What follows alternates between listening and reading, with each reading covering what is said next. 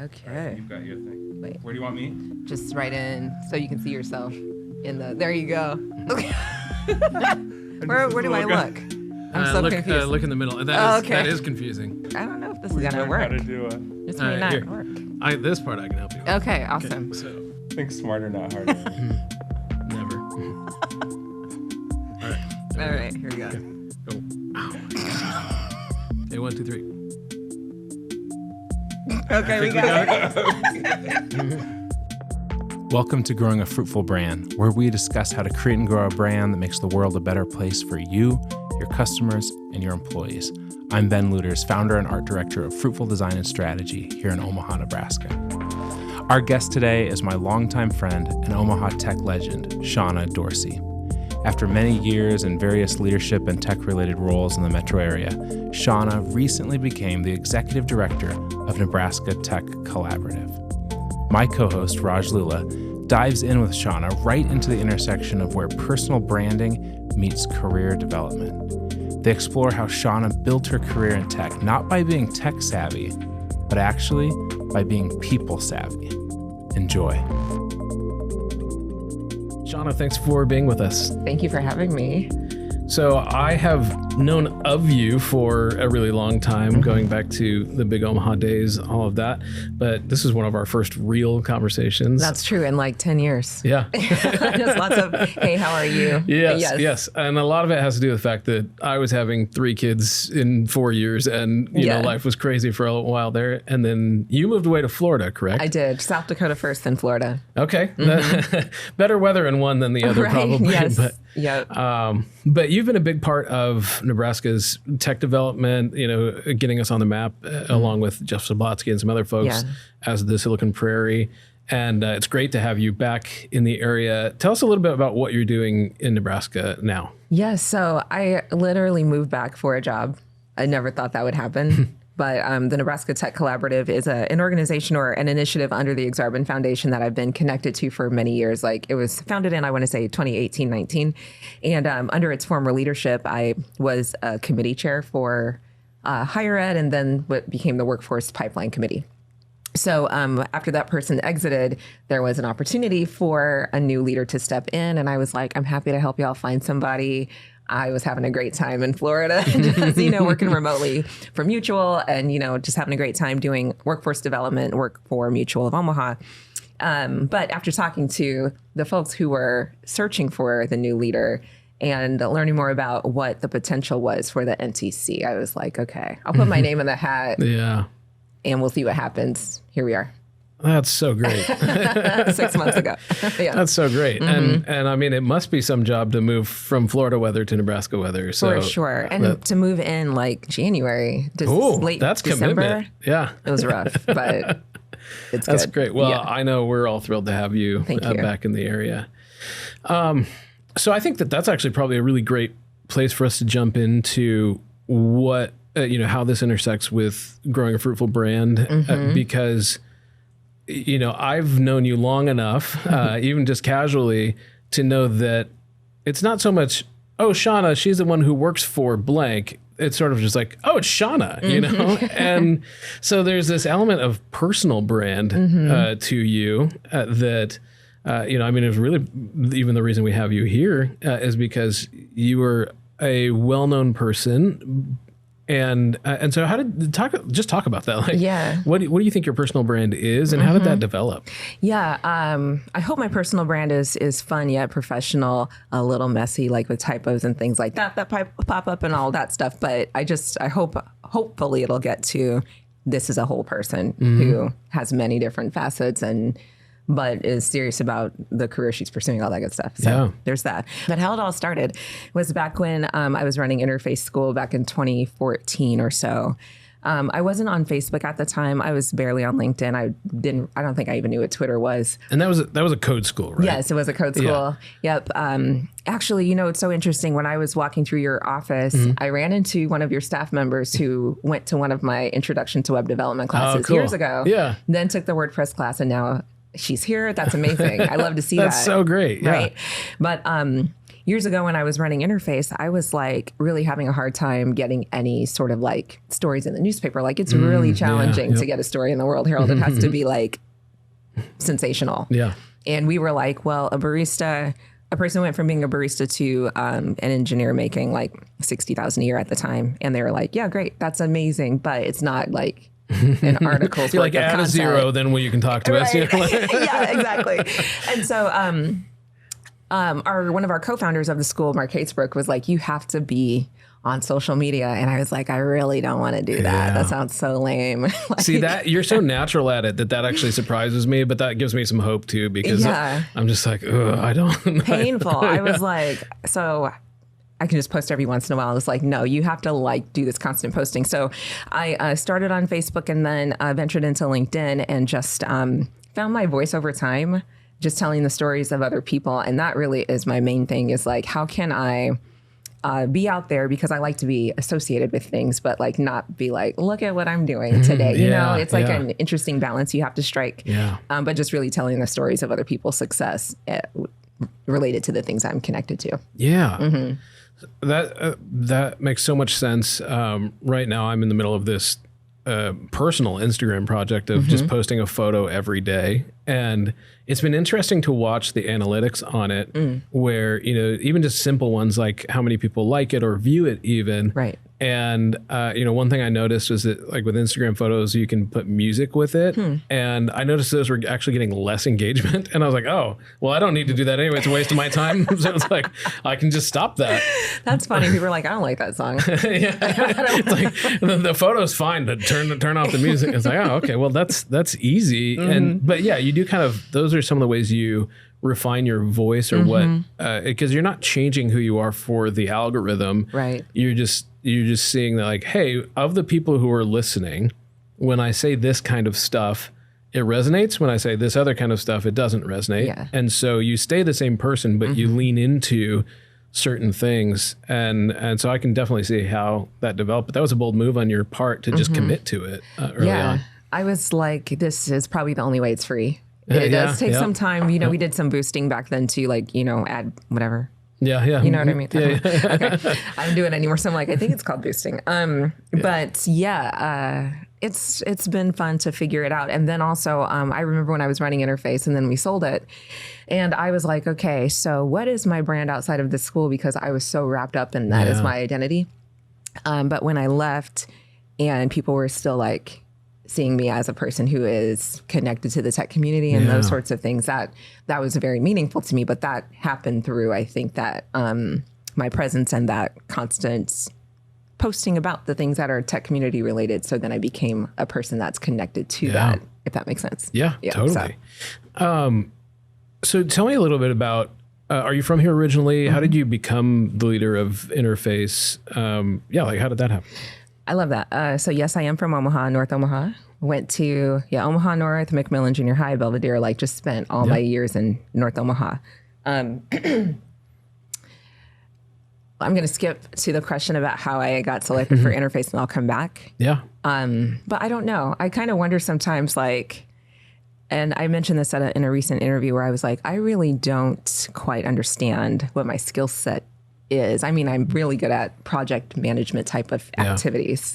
But yeah, it's a tricky one. But I am very passionate about things. So if I'm a person that is selected for or decides to do something, then I will be all in on that thing and want to see it through and work through the failures and all that stuff. And also come up with creative ways to get to the next step. So that's just kind of how I operate as a human. Yeah.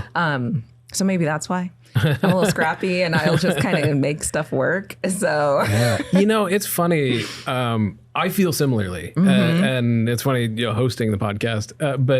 But you know, I think if you were to boil it down to technical talents, you know, probably my greatest one is writing, you know, messaging, those types of things. But that's so. It wouldn't be accurate to call me a copywriter. Right. You know, and so we use the term brand strategist, but even then that's so broad. It can include everything from pay-per-click all the way to, you know, deciding what color something should be. Sure.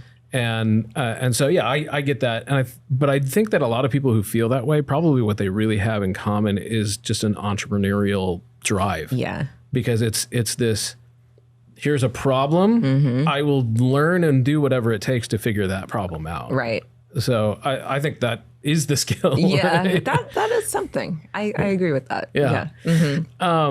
So in being selected to lead interface, were you a coder? Like, No. did you have a tech background before Very that? little. Like I studied management information systems at UNO, but I did the bare minimum in every programming class because I'm like, I'm not really into that at all. Yeah. Well, why'd you even choose to study that then? I don't know. So I started off in what was I, like pre-med? I think I was going down, or biology. Yeah. And I wasn't showing up to class. That's not good because there's a lot to learn, and it gets like it compounds, the difficulty. Yeah. It's very challenging. So I switched majors to computer science of all majors. Very, very challenging. Yeah. And then ended up in MIS because I'm like, all right, I get this tech stuff. Everyone's telling me that there are great jobs in IT. I don't know anyone in IT at the time. I didn't, so it didn't really click for me. Yeah. But I was like, what about, I'm interested more in the business side of things. So there was this degree called MIS, and I was like, if that gives me more business and less of this programming stuff, I'm all in. Yeah.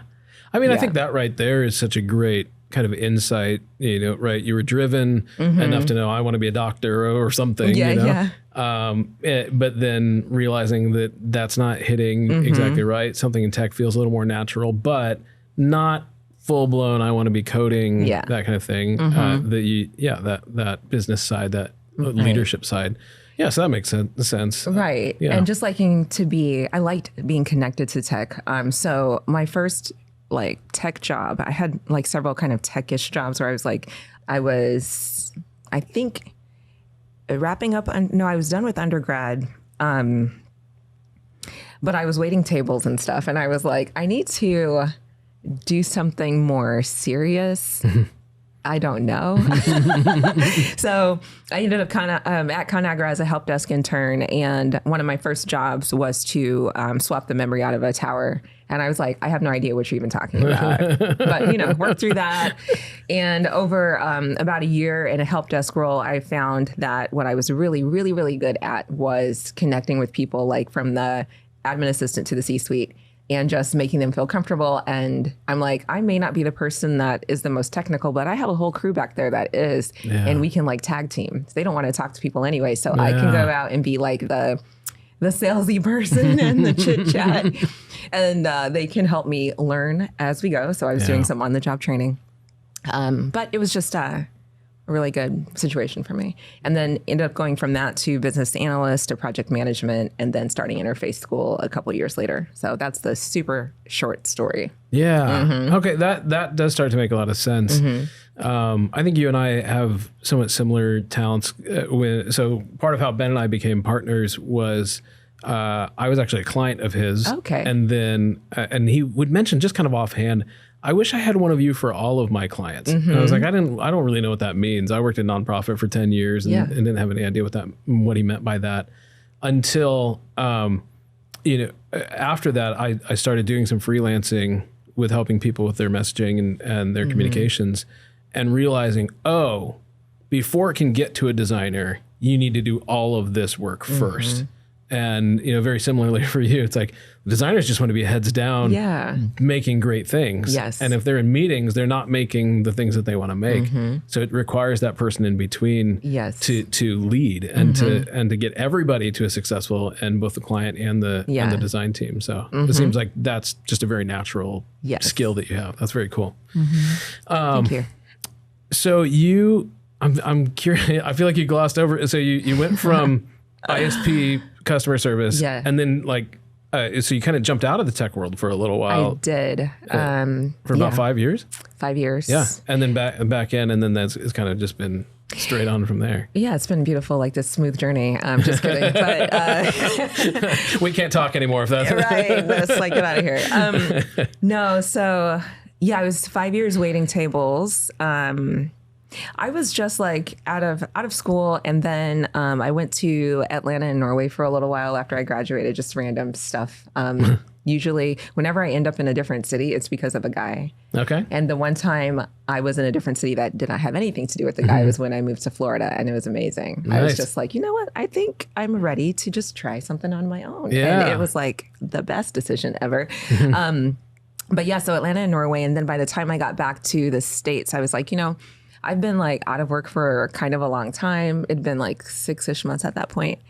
And my resume wasn't great. I worked at the ISP customer service job, but that's not, it was hard for me to like kind of take that and say, yeah, I should be a supervisor somewhere else.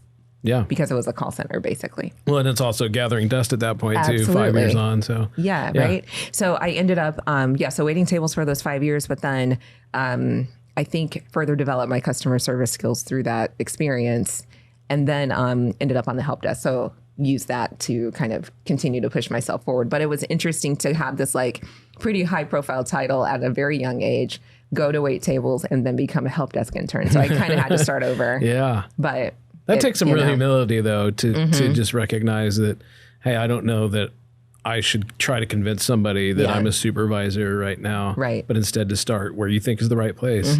Also, any young people who are listening, which I don't think there are any, but I guess if you're in the car with mom and dad, do food service or retail first, because you're 100% right. Customer service in those environments, right, especially when people are hungry, is much more challenging, and there's nothing that you can experience in the tech world or in any of the other kind of work world that compares to trying to create a good experience for somebody who is already not in a good place, right, and then helping them hopefully get to a good place, or at least end in a place that's not bad. And that's interesting. I never thought about it like that, but that is true. That is so true. And I've dropped many trays on the way to someone's table where there is like a table of 10. Like, oh, sorry, give us another 30 minutes. Not great.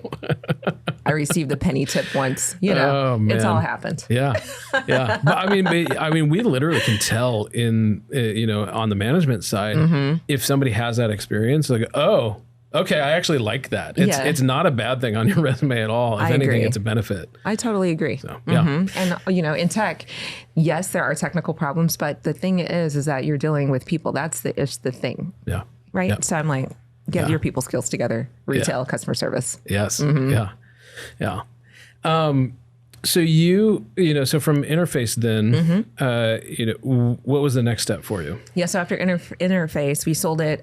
So funny story. I ran Interface for 3 years, and within the first year or so, I was like, oh my gosh, what we should do is like find ways for businesses to like tell us what they want the training to be versus, traditional education model is like, well, here's the thing that students need to know for, whatever I'm reason. the expert. I'm the here's expert. What you need to know. Business, here's your output. Yeah. And so anyway, we were like, we'll go to the business side first. Business was asking for like not the latest tech, but I'm like, that's okay. If they'll pay for it, they'll help people get jobs.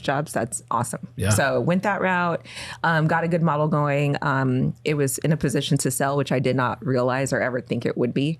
After 3 years, when I was ready to step down and do something different, I was hired by the AIM Institute to run, I think, tech education or something like that.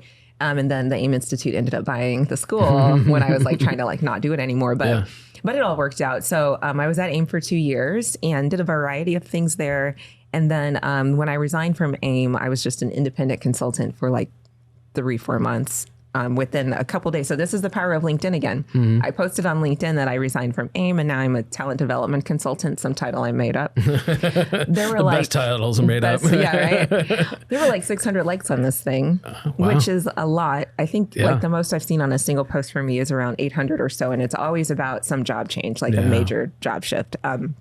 But anyway, when I went independent, Mutual of Omaha reached out, their CIO, and was just talking to me about coming in to do tech community engagement stuff at Mutual. Cool. And I'm like, that's so cool that somehow I have gotten to the point where I can do tech community stuff and get paid for it. Yeah. Yes. That's wild to me. Yeah. But that's what I was doing at Interface. It happened to be like, we also were, teaching classes and helping people get placed and all that stuff. But it's all community building at the core because you need partners on all sides to help move things forward. So anyway, ended up at Mutual.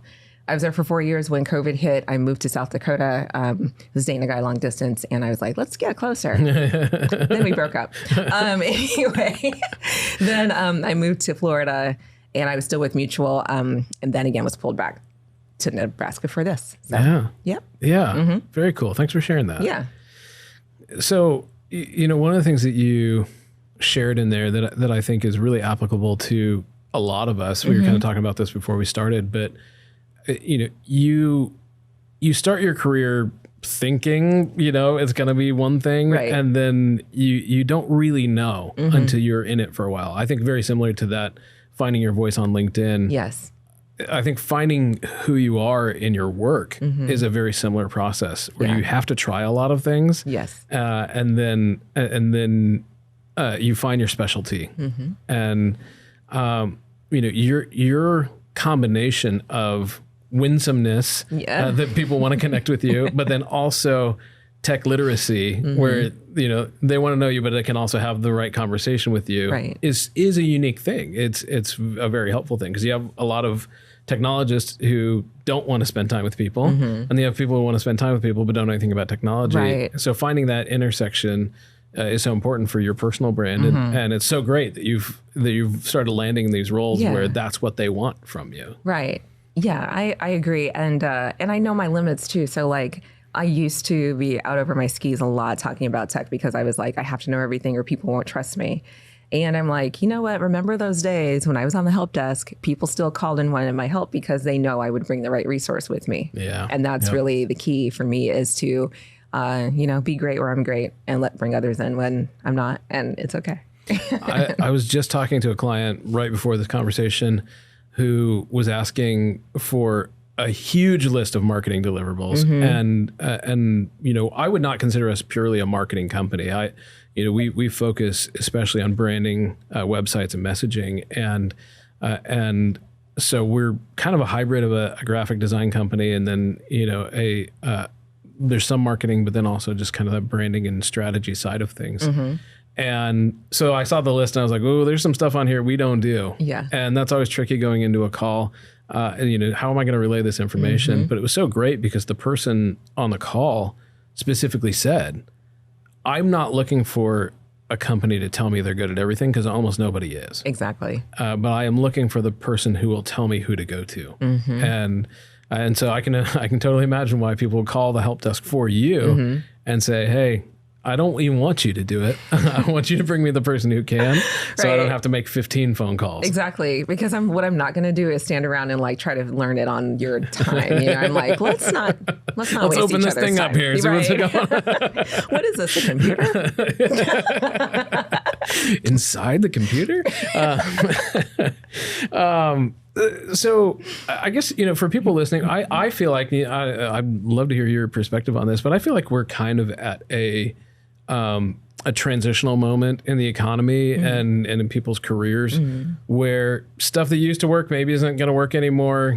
There's going to be some new technologies that disrupt some things. And so people are going to be more interested in building their personal brand. Yeah. And it's like, what am I good for outside of my job title, outside of my company? What would you say to those people who are kind of taking a look at all their various skill sets and going, okay, what do I do next? Yeah. How would you advise them? If you take an inventory of the things that you're good at. So like in every job that I've had, especially over the last like 5-6 years or so, I'm like, where do I excel? I know that I get really bored in operational type stuff, but it's super critical, right? But I love like strategy and putting a project together and, chipping away at the milestones, all that good stuff. But anyway, just knowing like where did you find the most joy in your work in the past?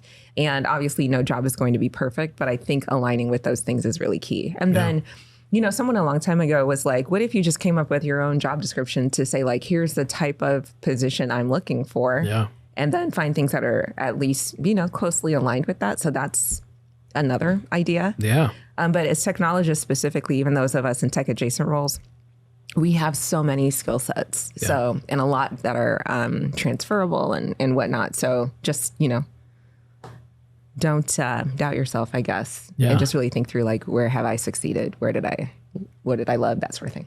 Yeah. And I think with that, when you said take an inventory of your skill set, do it. List all the skills. Yes. Not just the ones that you think belong on your resume. Because that was something for me, working in nonprofit, for what I went to school for, all those things. But then when I started, I remember my last job working for somebody else was in communications. And it was the culmination of every other skill I'd picked up along the way. And I know why I was put in that job, and it wasn't because I was amazing at it. It was because they needed a warm body. And but when I realized that, I was like, oh my gosh, all the things I'd been doing as a part of my job or just on the side of my job had all come to pay off. Yes. And I knew how to do this job from day one, basically. And so thankfully, I'm really thankful to Dave Miller, who's been on the podcast, who gave me that opportunity, even though I think he was just filling a hole.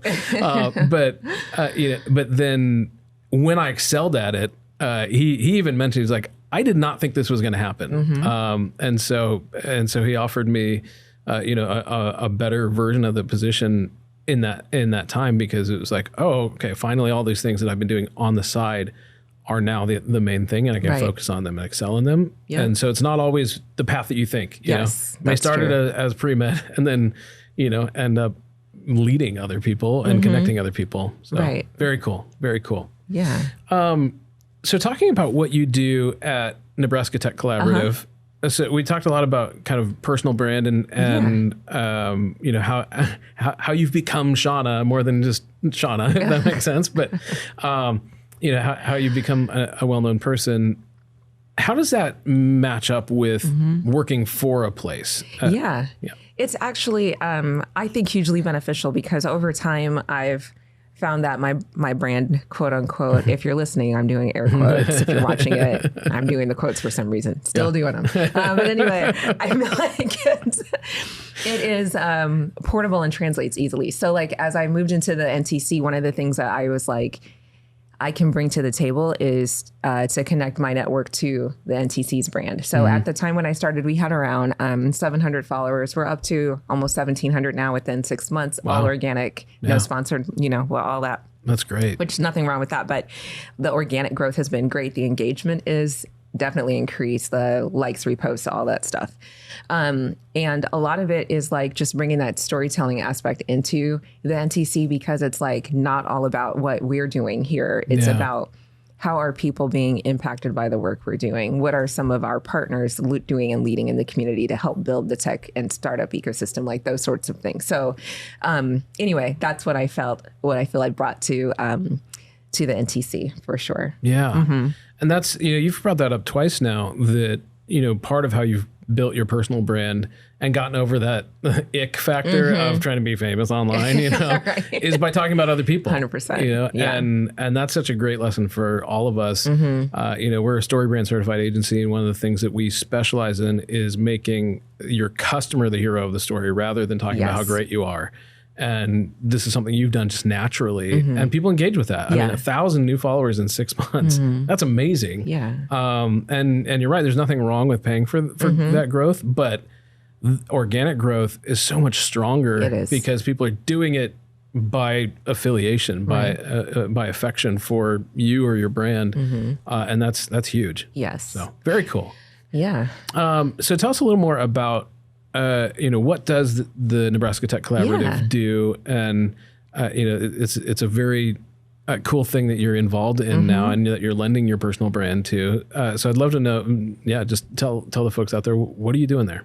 So the NTC, its overall mission is to connect emerging and skilled tech talent and talent in general, so like entrepreneurs as well, to the startup and tech ecosystem. So if you're a young person going through high school, college, we want to connect you to a tech internship. If you're obviously a tech student, connect you to a tech internship. And then hopefully that internship leads to full placement in a Nebraska company. You build your career here, then you continue to give back. You are presenting at Heartland Developers Conference, you're mentoring, coaching, doing that sort of thing. So really just creating this like network of people that are doing that, like in it, succeeding, giving back, and then coming back through.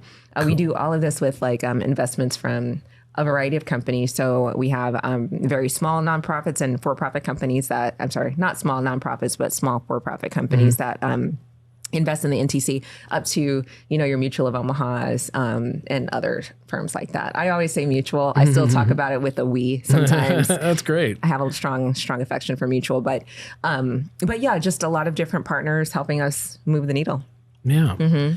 What can us older folks do who have a little gray in our hair or beard? If we're not tech students, but what involvement can we have with something like the NTC? Yeah, so there are going to be a lot of great opportunities for people who have been in tech for a while to serve as mentors. So there's this new initiative that was recently launched by Exarban called Intern Nebraska. And with that, we're really trying to, under the leadership of Dan Curran, create really meaningful, high-value internship experiences on both sides, both for the employer and the student.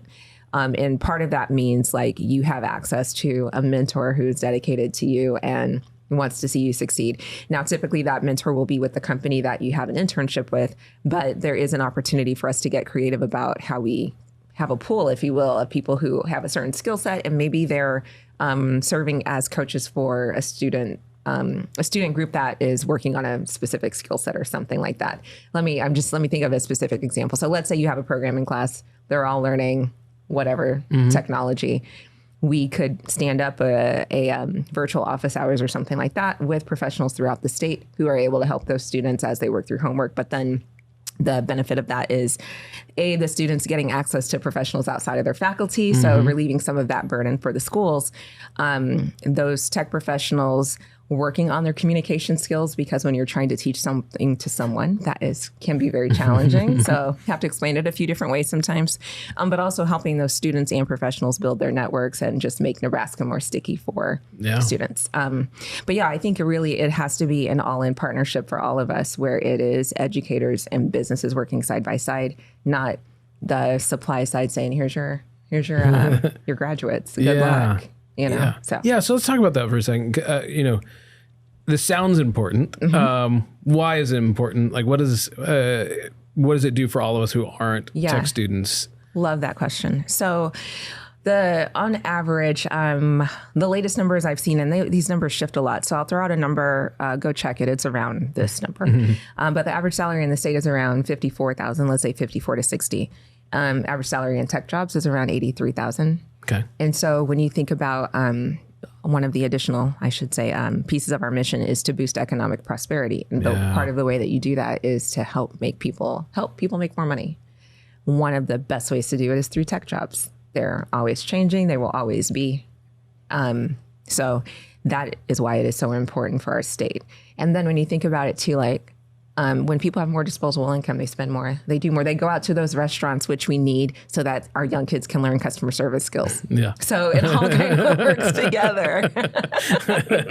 Maybe a tech student who is also waiting tables. That's right. It's going to be a much better professional for you. You know what? Yeah, that's great. I didn't even make that connection, but that is exactly one of the reasons why this is so important. Yeah, that's great.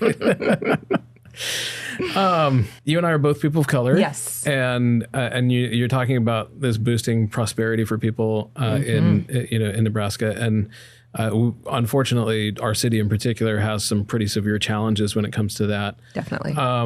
How do you see NTC's role in, or your role personally in overcoming some of those challenges? Yeah, I think it's extremely important for me to be a part of it. And it's also one of the hardest things to do because there are so many gaps on many different fronts. So one of the issues that I see often when I think about the kids that I know that go to the free coding camps, which there are so many very high quality free camps in the city. But a lot of the students that I see, and I don't go to all the camps, so I can't speak for all of them, but I usually see young white children in these classes, and it makes so much sense if their parents know that this is a great career path for you, right? Yep. So of course you're going to go take the training, but I'm the kids that could benefit from it the most don't have the exposure, they don't have the awareness, and so it's hugely important to me to continue to do things about that. So when I ran Interface School, I would come up with these little partnerships. So I had one with Urban League of Nebraska, where I would teach introduction to web development classes to young students over the summer. I did one with Omaha South, and one of the students just recently launched a startup, and they have funding now through move venture capital. That's so great. So these little things make a difference. But what I love to do is like, as we're doing this work, you and I and other people of color in tech who are out here advocating for more people of color to be in tech, is I think we have to create more mentors and coaches who are willing to be engaged and supportive, even though it's hard work. It's important. And if you make a difference in one person's life and that person can like, and then you're maybe a catalyst for them to make a difference in someone else's, it's a thing that is helpful. But in short, I'm saying a lot, but You're it's good. super important Yeah. that we continue to do this work. Also, the salaries in that part of our city are even lower than that 54,000 average. Yeah. It's much lower. Yeah. High poverty, all that stuff. And so again, when we think about shifting those dynamics, then you possibly bring in more interesting commerce to those communities because businesses are like, the income levels can support my operation. And, you know, there's just all those things that make a big difference long term. So it's important that we keep working on it. Yeah. Yeah. You know, when the income raises, you get better stores and restaurants and all those things that become draws to the neighborhoods as well. Right. That's so wonderful. Thanks for sharing that. I was a little nervous about asking. No, you can ask me anything. But I think something you mentioned in that is that it's like when people of color are in those roles, I think we operate a little differently because we're just aware of dynamics that other people may not have experienced. Right. And that's also good for your workforce development. And that's actually one of the reasons why, for a long time now, I've wanted to sit down and have this conversation is because I was a little bit in awe of just like, how did you do this? Like, show me the path. It's been very fun to have you here for that. Thanks. So as we kind of wrap up here, oh wait, did you want me to answer like the how I do that part? That's kind of interesting. That's great. Yeah, if you actually have an answer for it. Because I don't really know, but here's what I will say. I do love partnering like so much. And so what I try to think about is like, okay, if I'm, I have so many examples of this, but one of my most recent ones that's kind of still in the development side, but you know what? I'm going to speak it into existence. We're just going to talk about it right now. Okay. So yesterday, or whenever this was, sometime recently, whenever it airs, I was at an event where I was sitting at a table with 5 other women of color who also happen to be in tech. And so this all, again, generated or started through LinkedIn. So I posted something where I was like, hey, I'm seeking women of color in tech to be speakers at this event for kids. I got so many responses. So many. It was amazing. Great. Yeah. And several of them made it work. I met with 5 of them at this event, and we were all sitting around, and each of them was talking about kind of like in their company, how they might be the only one or two women of color in IT and all of that stuff. And as I was sitting there, I was like, what do y'all think about standing up a group that is for women of color in tech in Omaha? Yeah. And it can be a meetup group where we get together monthly, quarterly, whatever the frequency is, and just talk about like, tech topics or whatever topic we want to talk about. And they're like, yeah, let's do it. And I'm like, we need a space at Central. I'm going to email a guy and see if we can host there. I have a meetup account. I can actually do all these things. And the great thing about it is I'm good at organizing things like that. I know a lot of people who want to lend their space for things like that. I was going to say, you're sitting in one right now. Exactly. We'd be happy to lend it.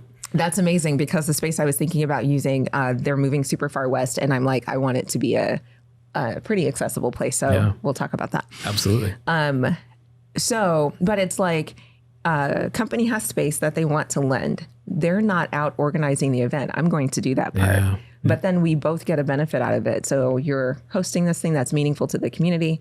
I'm helping get this group of women together. They're going to be fascinating. They don't need me. I'm just more of like I'll help you get it started sort of person. But then it becomes this like meaningful connection point for people. Yeah. I forgot what point I was making. Oh, it's partnerships. Yeah. That's really a lot of how I get things done is try to find like the lowest risk thing, but highest value thing someone can do to get involved in the thing I'm trying to get done. Yeah. And then also, so I'm not trying to do it all like, oh, I went and rented a space and I make myself like the smarter type. Yeah. I'm like, it's unnecessary. Like just partner and get more done faster. Yeah. That reminds me, probably about a year ago, maybe 2, I was invited to a group of Black professionals in Omaha on LinkedIn. And I messaged the person who ran the group and I was like, hey, I'm really honored I'm not Black. So I don't know if you want me. And she was so sweet. And she was like, no, we totally want you. I know you're not. And I'm just like, but just that spirit of supporting each other. Yes. And it's like, yeah, let's not make sort of artificial boundaries here. We know what we need to do, and it's better if we do it together. So absolutely. Yeah, the partnerships are so key. Yeah. So I think that actually kind of is great for our last question here, which is, so you've talked about building that personal brand, about refining that voice, and then you've talked about how, that leads to these opportunities. But we also know that it would be kind of all for naught if you leave and all of the followers leave with you. Right. And, so something that you're passionate about is leveraging your brand for whichever organization you're with. That's right. At the time, and then creating followers that stick for them. So talk to us about that a little bit of like, how do you balance that? I'm leveraging, I'm using my brand for this place, but I also want them to stay and support this thing that I still believe in, even if I'm not there anymore. Yeah. So part of the way that I do that is, just the easy button stuff is to like reshare content from that account and connect it to mine with my own original thoughts. But what I really try to do is just think about creative ways to plug the NTC anytime I'm talking about something. So I did this 5K a few weeks ago. That was for the some Air Force group, but they were raising money for STEM scholarships. And so that's an easy tie back to the NTC because it's tech related, it's helping kids through school and, that sort of thing. So there's always a way to connect it back. Yeah. And, to make NTC at this time, that's what I'm working on, but to make that connect to me. And it's not like my account is all about Shonna's personal stuff, like my karaoke thing and whatever else I do randomly. It's really about like, I'm passionate about NTC and the things that we're trying to get done and, connecting people to that mission and vision. Yeah. So I think that makes it sticky. We'll find out. That'll be way down the line when we find out. But yeah. Yeah. Well, and I think a couple of things to go with that is that a lot of times we will start following something because of a person, but then actually get connected to what's going on there. Right. And then when that person moves on, we typically don't just, let me look that up and unfollow it right away. That's true. So there's a natural piece to it, but there's also, it's a great introduction to something that you might not have followed otherwise. That's true. But then you do find out that you actually do have affinity for that, for that brand or that project. Yeah. That's very cool. And, I think for a lot of us, like I said, kind of mid-career, learning about our own personal brand, it's really helpful to kind of see that those things can work together, but also be a little bit separate. Yeah, absolutely. Like you can totally maintain your own personal image, brand, whatnot, and still be super supportive of the organization you're working for. Yeah. Those two can absolutely work together. Yeah. And I think one thing you sort of subtly mentioned there, but is something that I'm passionate about is having something prepared, sort of, just, we talk about Storybrand one-liners, but there's a million different ways to do that. Yeah. There's one client in particular that I always tell her to reject the premise of a question. If they teach presidents to do this all the time in the debate, right? It's like, well, why don't you care more about healthcare? And the president says, I believe that if our children are all educated, then our healthcare will improve. And it's like you lead with the thing that you want to lead with. Smart. I like that. Instead of just giving in to whatever the question is. And so that's a nice way to get the brand out there. Whatever you're talking about, having something prepared that you can say, well, at Nebraska Tech Collaborative, we do this. Exactly. And I think that's going to lead to the outcome that you're looking for. I love that. Look, I'm taking lessons here.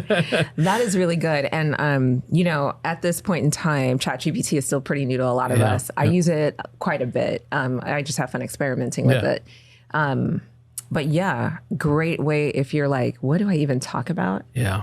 Can create an entire social media calendar with content through ChatGPT. Yeah. I've experimented with it. I haven't used it to that extent yet, but it can be done. Yeah. And I think part of that, one of the things that we're finding is that when you have that structure down for what you want to talk about, so you've got a good one-liner or something like that you've really refined kind of through human thought on your own, and then you give those prompts to your AI writers, then you can say, hey, what's a way that I could talk about this at an event for Air Force, officers or whatever, and how do I make a connection between those two? Yep. That immediately helps the tool to perform better for you. Absolutely. Because you've done a little bit of the homework to feed it first. Exactly. So that's very cool. Yeah. Right. Yeah. I love it. Well, Shonna, I mean, incredibly honored to have you with us. I'm also glad you're back in town and looking forward to more conversations. Please, by all means, you're welcome to use our space to foster this kind of community here. Awesome. I'm so glad you're doing this work. I have a meetup host. Amazing. That's so great. That worked out great. All right. So thank you so much. Thank you. Where can they find you and Nebraska Tech Collaborative? Yeah, Nebraska Tech Collaborative on LinkedIn, and then nebtechcollab.com. Perfect. So perfect. Yep. And when do you know when this will be aired? A few weeks, I think. Oh, cool. Yeah. Well, we will have an event at 1623 Farnham, the data center, where we're releasing this tech workforce dashboard that the NTC is working on with UNO. So it'll be pretty robust and a great way for people to understand what's been happening as far as like workforce trends go, people exiting and entering jobs, demographics of talent, all of that good stuff. So anyway, we're rolling it out in September, and I'll be sure to share the link with you for people to register and come meet us and see what we're up to. Perfect. If the show's out by then, we will we'll put it in the show notes for you. So yeah, thank you so much. Cool. Thank you. Thanks for joining us today on Growing a Fruitful Brand. If you found today's show helpful, don't forget to subscribe and consider sharing it with someone who might also enjoy it. If you'd like to work with Fruitful on a branding, website, or messaging project of your own, you can always reach out on our website, fruitful.design. So until next time, don't forget to grow something good.